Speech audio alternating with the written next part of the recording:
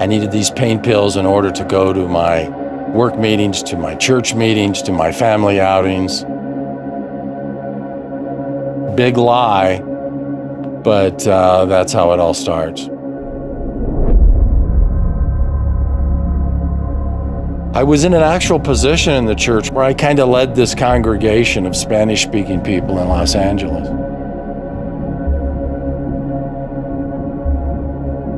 And therein is the challenge in this disease, that you live these two lives. And since I can't find pharmaceuticals that day, I decided to use marijuana. My oldest daughter drives by and sees me.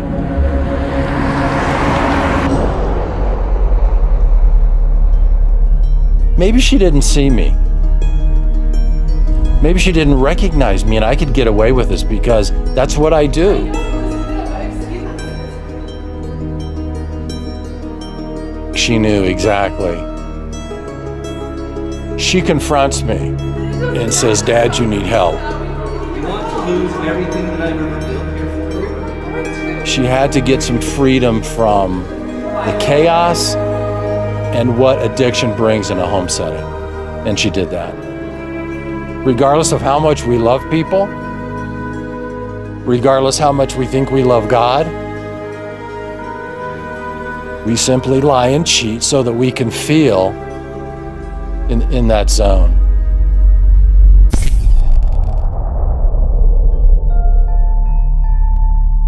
Over a period of 2 years, I began to use crack cocaine daily. I had lost my job. The house that I had built with my family was in foreclosure, and my family had left.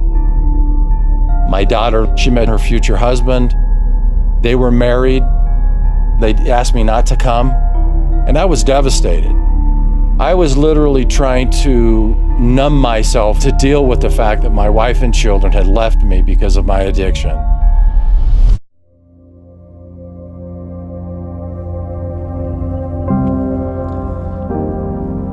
I simply found ways and means to get and to use more.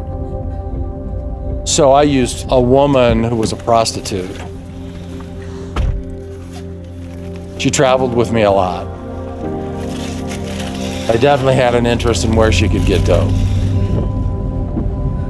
The police in my community had watched me visit the different places geographically, and they knew that I was a user. I remember the lights coming on, and I remember almost a relief coming over me that maybe somehow in a weird way, maybe I'm done. Maybe. They found what they came for, and I was put in jail. And I began to be lifted from this addiction.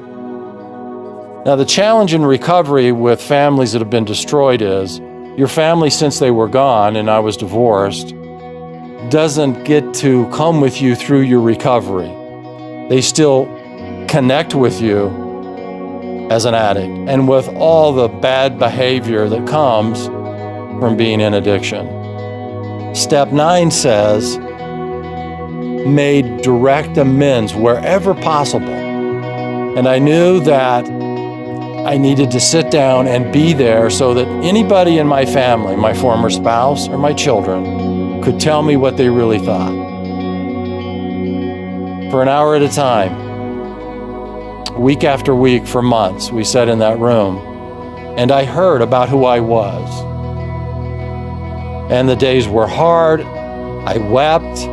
I looked at the wreckage, and I didn't know if all of this process, the prior 6 months of counseling and trying to come back together and making amends, would actually work. My current spouse admonished me to reach out to her again. That maybe this time we would actually maybe reunite as a family and start to see the healing actually take place.